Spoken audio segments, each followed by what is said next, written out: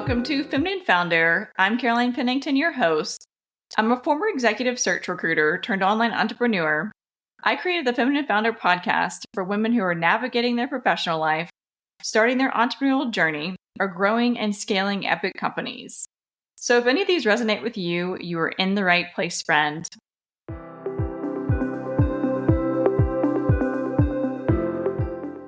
Today, I have Alane Boyd with me. Alane is a serial entrepreneur, published author, top 40 under 40 leader, and current CEO at Arvo. So welcome. Thank you, Caroline. I'm so excited to be here. So I'd love to hear your story. You started your career in sales. You've had 2 exits from tech companies where you've been either the president, founder, or co-founder. And so I'd love to hear your story. So I'm going to try to condense this down so I don't spend the whole podcast talking about how I got here. But you know, what I always wanted to be my whole life was a boss and wear cute outfits. And it didn't matter how I got there or what I did. That was my goal. And so luckily I fell into tech, and my co-founder early on, he was definitely the tech guy, and he coded our first software. And I was more the sales and marketing person. And our first time around, and I was really hard on myself, like, oh, I can't help you code. And he was like, I don't need you to. We can't have a product and then not be able to sell it. You need to be out in front of the customers selling, and I'll be behind the scenes building. And that was such an epiphany moment. And I just ran with that idea. And so we did. We co-founded the company together. We had 2 software platforms and an agency, and a media company bought us. And then we're doing it again. So you never know where you're going to find the right kind of partner to build something together. And then I was just too early to retire. So I wanted to do it all over again. What has been the most helpful resource as an entrepreneur? After I sold, and there was a period of time where I was just doing a lot of walking. I was hanging out with my young son, and I realized how depressed I got not having anybody else that I was interacting with that were other entrepreneurs. And you kind of get in your own head, and you kind of lose yourself through that experience. And so my greatest resource, I've joined multiple organizations for entrepreneurs because we have to be able to share ideas. And so like EO Nashville, 10KSB, these programs that I've done or entrepreneur programs has been just really wonderful in my growth for owning companies. When did you know when it was time to pivot and move on to an opportunity or to start another company? There's been a couple of companies that I have not successfully grown, and the burnout. And when I get too burnt out that I don't want to do it anymore, that's how I know. And that's actually how I knew it was time to sell my company previously with the 2 software platforms and the agency, is that I wasn't enjoying the work anymore. We'd been owning that company for about 11 years, and it wasn't fun. We weren't waking up and just like ready to crush the day anymore. And there were other passions that I wanted to do. So that's when I knew, okay, it was time in that moment to sell. And then within companies that I have now, we might decide to pivot. If we're having a hard time with market fit, and you've tried and you've tried and you've tried, and it just doesn't feel like it's gelling, then it's time to pivot. It could be pivoting language. It could be pivoting who you're marketing to, or it could be an overall product. And so that's where I found it was beneficial for me is, when things aren't fun anymore, and it's time for me to figure out, well, what are my options and how do I want to move on from this? I'd love to expand more on the mindset of an entrepreneur. What's worked best for you in preparing for each day, or are there specific habits that you have in place? My number one thing that I have to do every day is work out. And if I go through a few weeks and I didn't get a workout in, or I'm in a transition and my mental health completely declines. And I have these episodes of I'm a failure, I'm a loser. And my husband's like, what is going on? And then I'll realize I haven't been working out. The days got too busy. Things got away from me. And even in moments during my day, if I'm having kind of a crisis moment in my head, it's not a real crisis, but to me at that moment it is, I've started going for walks and letting myself just remove myself from the situation, go for a walk. And that can be on my treadmill. I have one set up in my house so I can just hop on it if it's not nice out, or I go for a walk down the street if it is a pretty day. And those are my non-negotiables. Now I have to get a workout in, and I have a bunch of different types of workouts so I don't get bored. But that's part of my routine daily. Outside of that, I wake up around the same time every morning between 5:30 and 6 a.m. I like getting my day. I journal in the morning and I do a gratitude journal. And it's not always gratitude for other people. It's gratitude for myself sometimes because I can be very, very hard on myself, like a lot of us can be. And I started saying, you know what, Alane, you did a good job. You were great at this. And I do it for the day before. So I do it in the morning. I think about the things from the day before and I say thank you. And I have to come up with at least 5, but I write down as many as I can think of. I love that you just mentioned the gratitude for yourself because you're right. I think when we talk about gratitude, we think about giving back or sharing or caring with others, but it has to start with us and we have to be kind to ourselves. It's a hard one to do. We're our own worst critic. Yes. All right. So switching gears to your tech background and specifically AI, why is it so important for companies to embrace AI and automations? I mean, the most expensive part of a business is the team members you have.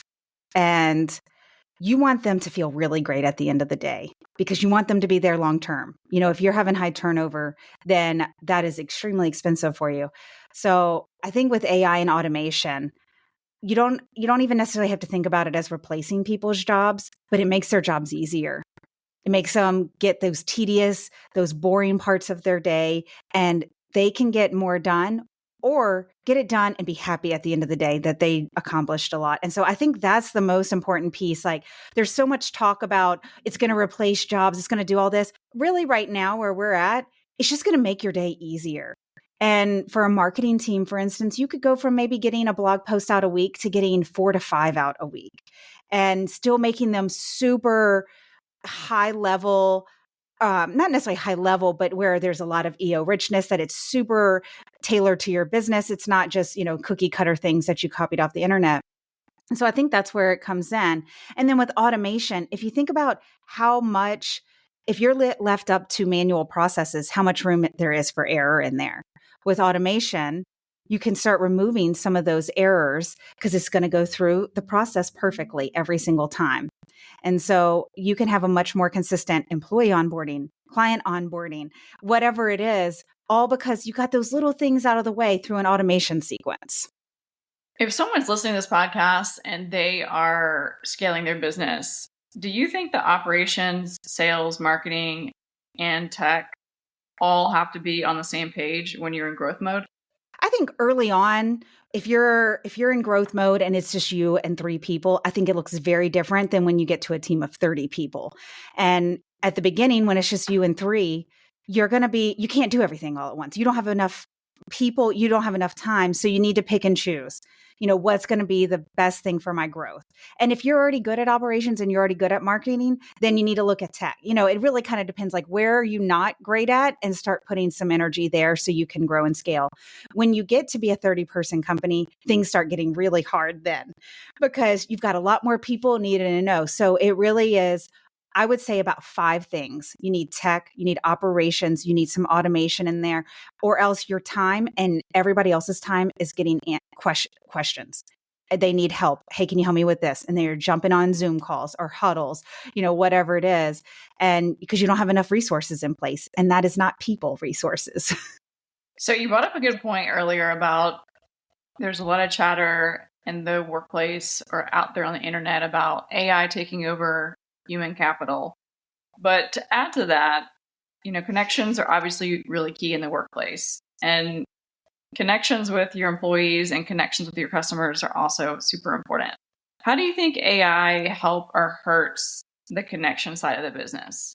I think that there's a fit for it to help with making better connections.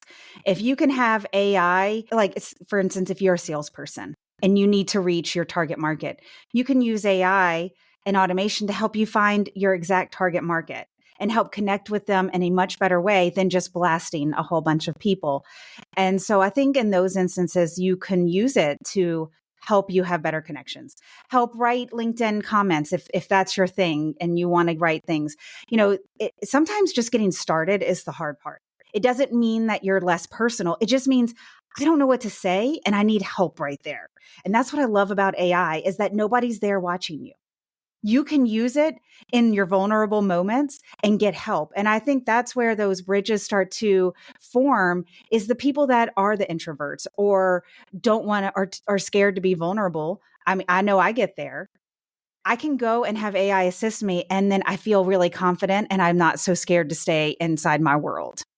Is there a middle ground with that? Because I'm with you. Like, LinkedIn can write your posts and everything, but there's an authenticity factor there too that I think myself and other creators or other companies want to keep in there. So how do you balance that? What I like to do for myself and what I tend to recommend is use it as an idea starter.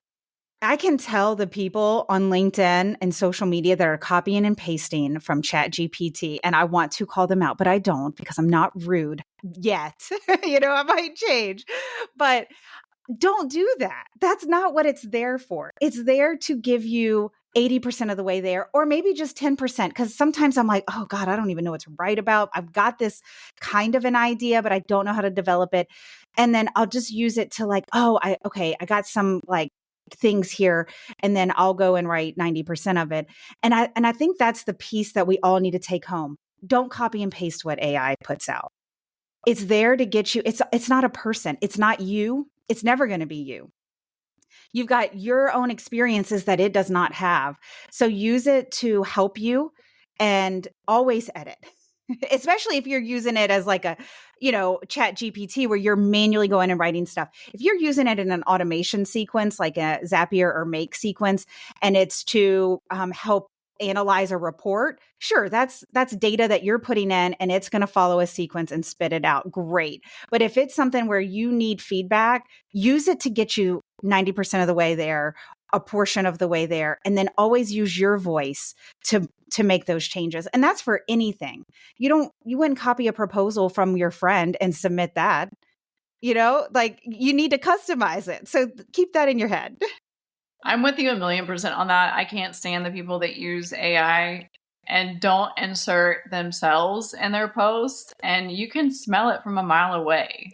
You really can't. Even the formatting, that it was copied and pasted. So as we wrap up, how can our listeners find you? Well, since we've been talking about LinkedIn, I'm very active on LinkedIn.